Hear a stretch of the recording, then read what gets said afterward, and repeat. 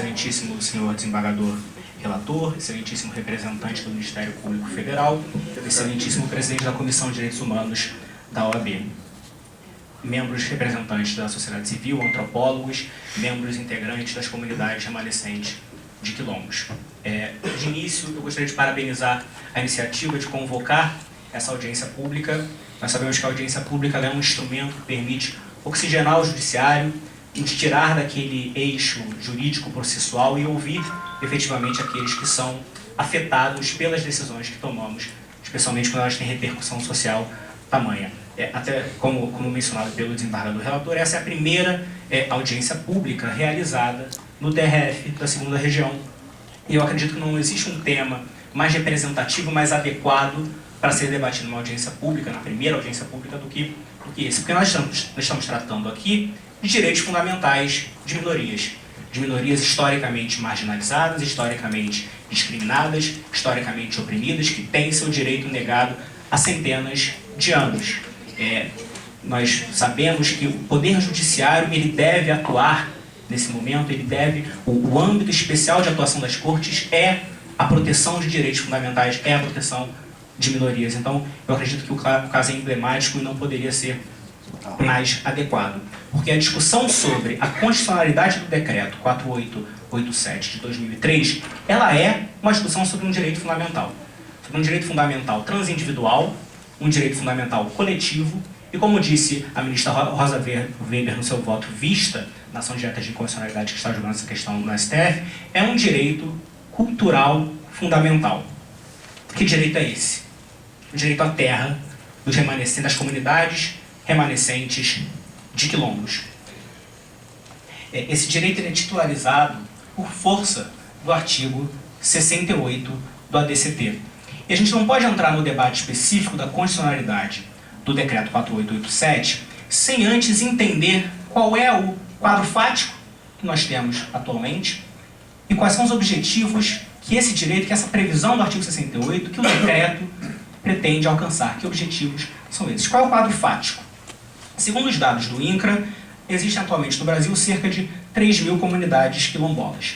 Significa que nós estamos falando aqui de dezenas de milhares de famílias quilombolas, remanescentes de quilombos, de centenas de milhares de pessoas que são afetadas, que são beneficiadas pelo artigo 68 e pelo decreto. Pessoas que têm em comum uma luta histórica contra a opressão, uma resistência histórica, que é a resistência que os quilombos representam no Brasil. Apesar disso, apesar de a gente ter esse quadro de milhares de famílias, milhares de integrantes dessas comunidades, fato é que desde 2003, quando foi editado o decreto 4887, foram editados cerca de 80 decretos demarcando efetivamente as terras quilombolas, afetando, portanto, aproximadamente 10% da população remanescente de quilombos no Brasil. Ou seja, estamos caminhando lento. Estamos caminhando muito lentamente, mas estamos caminhando para frente. O decreto 4887, ele permitiu conferir alguma efetividade ao artigo 68 do ADCT. E por que é importante se voltar para essa discussão?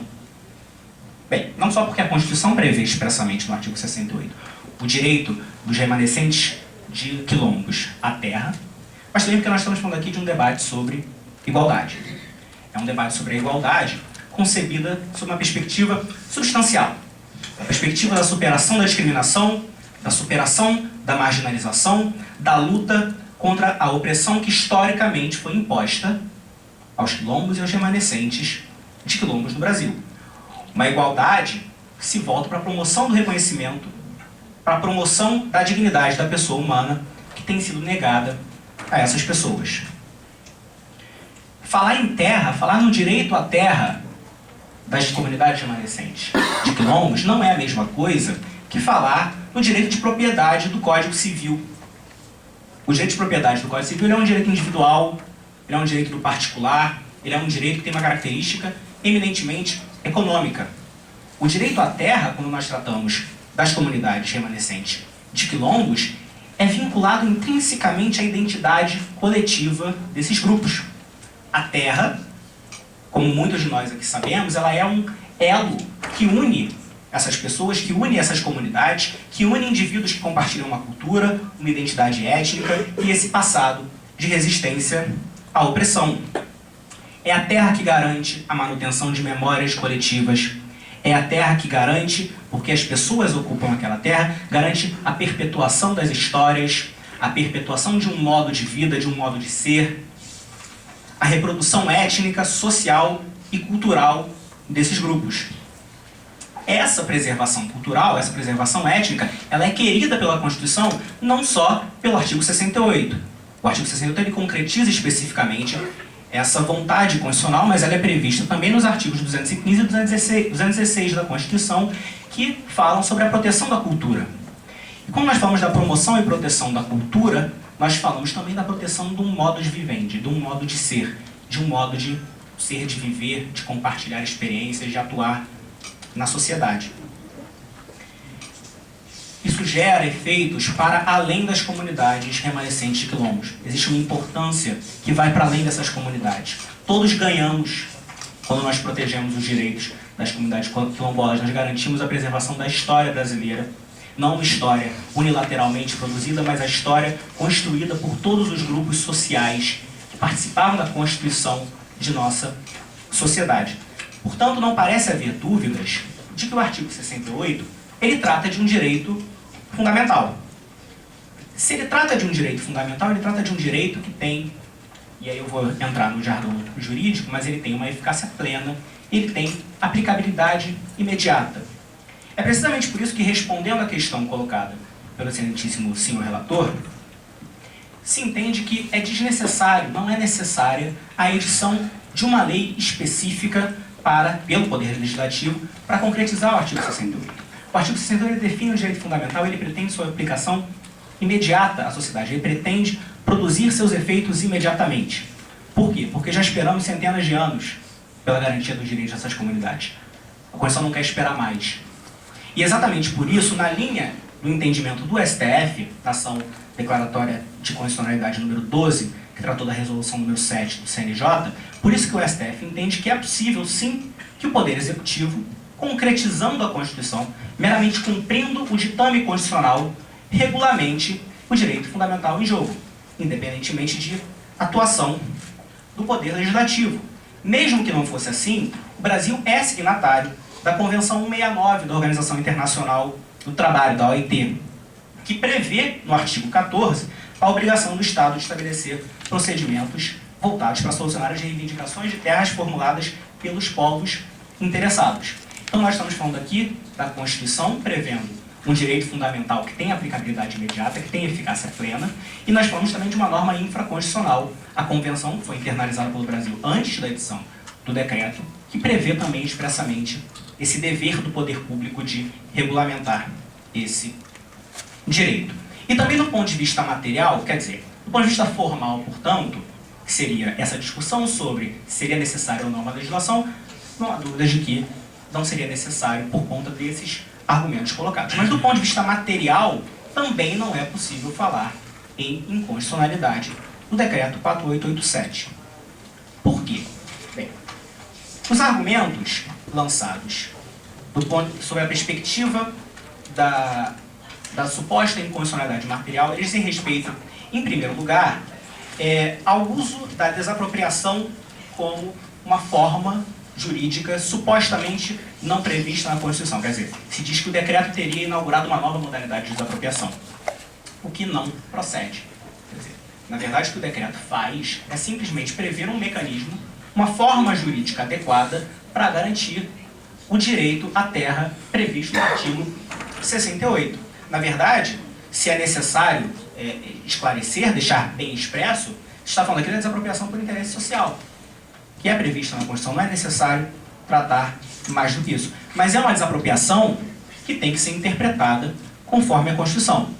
Porque a desapropriação para garantir o direito às terras das comunidades remanescentes de quilombos, ela não pode depender, por exemplo, como acontece na desapropriação em geral, da justa e prévia indenização ou do fim do processo desapropriatório. Por quê? Porque o artigo 68, novamente, ele quer produzir seus efeitos de imediato. Porque nós estamos falando aqui de gente que espera centenas de anos pela garantia do seu direito.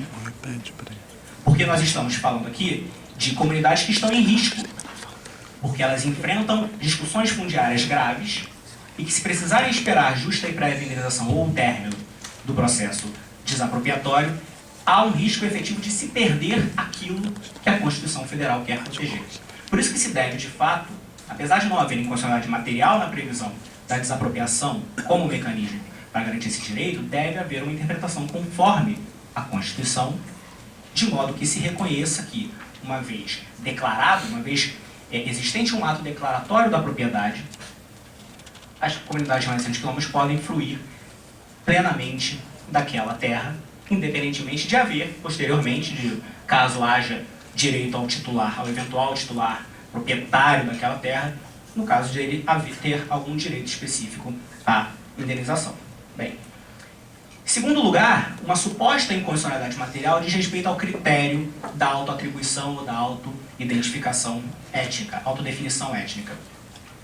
Se diz que haveria risco de abusos. Na verdade, o argumento ele distorce a realidade dos fatos. Primeiro, em primeiro lugar, o critério da autoatribuição ou da autodefinição étnica, ele promove a autonomia, ele promove a liberdade e ele promove o reconhecimento da capacidade do ser humano, dos seres humanos, de se dizerem titulares de direitos, de se reconhecerem como pertencentes a grupos, a comunidades, como titulares de uma determinada identidade. Negar o direito a esses indivíduos seria ofender a dignidade desses indivíduos, gerando um risco, inclusive, de retrocesso, no sentido de a gente começar a adotar aquelas leituras etnocêntricas externas que negam o direito das próprias pessoas de se definirem por fundamento em uma suposta superioridade do observador. Como dito pela ministra Rosa Weber, aqui eu peço vênia para ler, no voto vista da ADI 3239, o critério da autodefinição ele permite interromper o processo de negação sistêmica da própria identidade aos grupos marginalizados.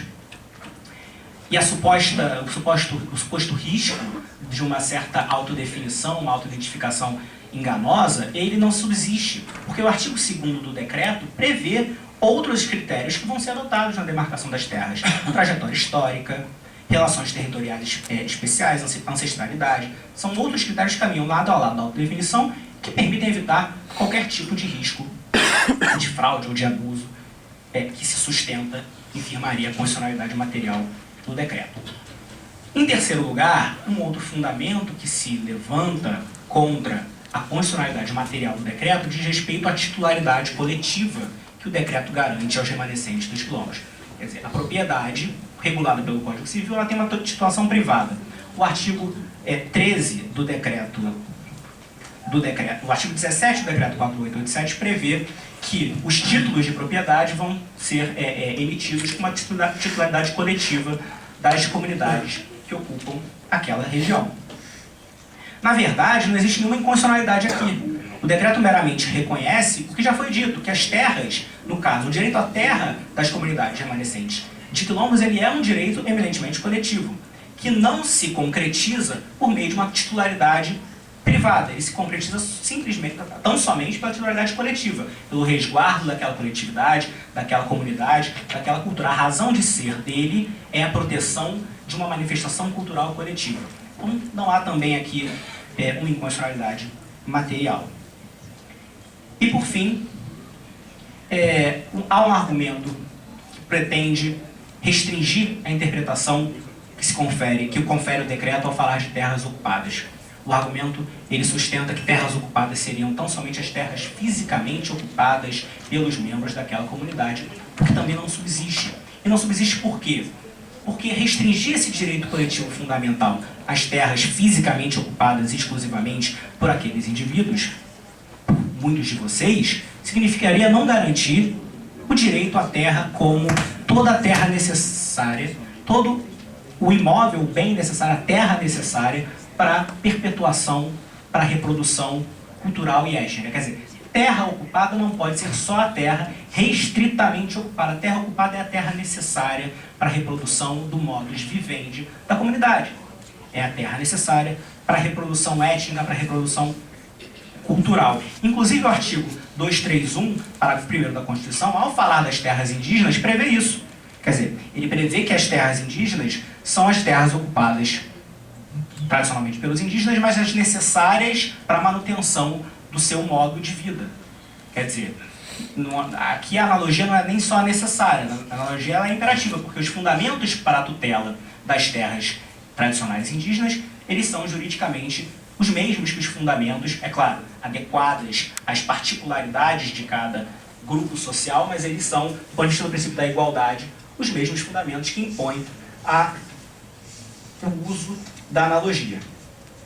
As minhas considerações eram, resumidamente essas, mas eu gostaria de fazer uma última consideração antes de encerrar a fala. Quer dizer, foram centenas e centenas de anos até que fosse reconhecido esse direito. Quer dizer, só na Constituição de 88 é que as comunidades remanescentes de quilômetros tiveram finalmente seus direitos reconhecidos. Nós temos outros tribunais, o TRF4, o TRF1, o voto visto da ministra Rosa Weber no STF, certamente aquele julgamento não terminou, mas outros tribunais têm conferido um avanço ao reconhecer a constitucionalidade do decreto, ao reconhecer a necessidade de efetivação dos direitos fundamentais. Em tempos de turbulência política, social, cultural como esse que nós passamos, tradicionalmente quem sofre primeiro, quem perde primeiro, são as minorias, são os grupos vulneráveis, são os grupos marginalizados. E o nosso papel, enquanto sociedade civil, enquanto intérpretes e aplicadores do direito, enquanto Poder Judiciário, Ministério Público Federal, advogados, é buscar garantir que essa sina indesejável, essa tendência a sacrificar primeiro quem mais precisa da Constituição de 88 não se concretize. Não se pode dar um passo atrás que seja na concretização dos direitos fundamentais da Constituição de 1988. Muito obrigado. Agradeço.